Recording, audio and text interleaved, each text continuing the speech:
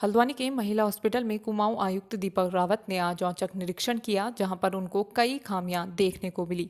Hospital में staff की मौजूदगी को लेकर बायोमेट्रिक की व्यवस्था खराब है। डॉक्टर स्टाफ हॉस्पिटल की रजिस्टर में अपनी उपस्थिति नहीं दर्ज करा रहे हैं, जो कि गलत है, जबकि रोस्टर के हिसाब से उपस्थिति होनी चाहिए, जिससे मरीजों को भी डॉक्टरों की जानकारी मिल जाती है। वहीं उन्होंने कहा कि मरीजों को दवाइयां बाहर के लिए लिखी जा रही हैं, जबकि सरकारी हॉस्पिटल में जन औषधि केंद्र बनाए गए हैं, जहां पर बहुत इमरजेंसी दवाइयों को छोड़कर सामान्य बीमारियों की दवा जन औषधि केंद्र से ही दिए जाने का प्रावधान है, लेकिन बाहर से दवाइयों को लिखा जा रहा है। महिला हॉस्पिटल में तैनात डॉक्टर को रामगढ़ में रिलीव कर दिया गया था, लेकिन वो अभी तक यहाँ ड्यूटी ज्वाइन नहीं कर पाए और ना ही कुछ उनका पता लग पा रहा है, जो कि बड़ी लापरवाही है। ऐसे में उन्होंने संबंधित अधिकारियों को जवाब देने को कहा है।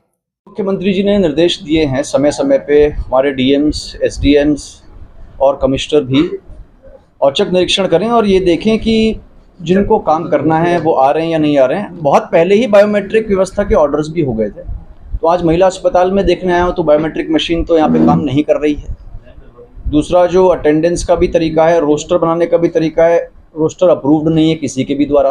रोस्टर मात्र व्हाट्सएप पे ही है, जबकि वो पब्लिक के लिए भी अवेलेबल होना चाहिए। कौन डॉक्टर साहब हैं, कौन डॉक्टर साहब नहीं हैं, और ये जो एक तरह से एनोमली है और भी जगह चल रही है। कल द्वाराहाट के इंस्पेक्शन में भी, इंस्पेक्शन तो नहीं, एक शिकायत पे मुझे पता चला कि वहाँ पे रोस्टर इस प्रकार से बनाए जा रहे हैं कि एक डॉक्टर साहब मात्र 6-7 दिन की ही ड्यूटी कर रहे हैं महीने में, और बाकी दिन या तो वो अस्पताल में नहीं है या कहीं और है। ये गलत तरीका है और इससे पब्लिक को जो सुविधा मिलनी चाहिए वो नहीं मिल पा रही है। तो उसमें भी मैंने डीएम अल्मोड़ा साहब से एक इंक्वायरी करवाई है कि पता लगाएं कि कौन कब से कितने दिन के लिए एब्सेंट था और बायोमेट्रिक व्यवस्था दोबारा सुचारू वहाँ पे कराई जाए, उसके अनुसार ही सैलरी भी दी जाए। दूसरा इशू जो यहाँ पे महिला अस्पताल में है कि ये भी जब निर्देश हैं कि कोई बहुत ही इमरजेंसी की बात है तो अलग है, हम बाहर की दवाई लिख सकते हैं, अदरवाइज हम दवाई यहाँ की लिखें अगर अवेलेबल है तो। आयरन सप्लीमेंट है, आयरन सप्लीमेंट तो अस्पताल में है ही, तो उसको बाहर से बिल्कुल भी नहीं लिखा जाना चाहिए, जो कि लिखा जा रहा था।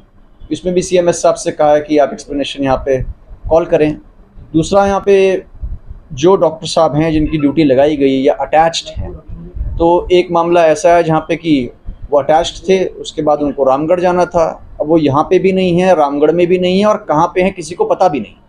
ये व्यवस्था उचित नहीं है और सीएमओ नैनीताल से भी मैंने कहा है, डायरेक्टर हेल्थ से भी कहा है कि ऐसा कोई मैकेनिज्म बनाए कि इनको डेली पता रहे कौन एब्सेंट है, कौन प्रेजेंट है।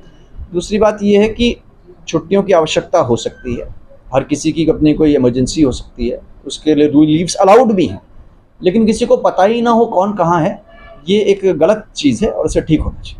जी सर, वो कहती है कि क्या कहते हैं बच्चों को लगा आप क्या काम कर रही हैं अगर वो ऐसा कहती हैं? आप 1 घंटे पहले पैदा हुआ है, यहाँ आएगा वो 1 घंटे पैदा हुआ है। कायदे से सर हमने कहा कि अंदर ही लगाइए। क्यों नहीं चेक हो रहा है? कायदे का क्या मतलब है? जी सर, सही मैंने कहा प्रैक्टिस कौन करेगा? आप लोग चेक कराइए ना। अरे ठीक है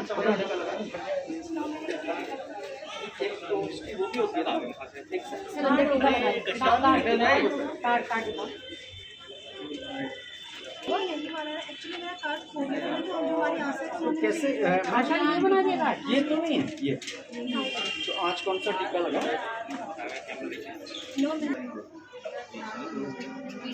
10 मैं बाद में बना रहा हूँ। 10 5 आप किसी भी लग गया मतलब। आप किसी भी लगे और हमारे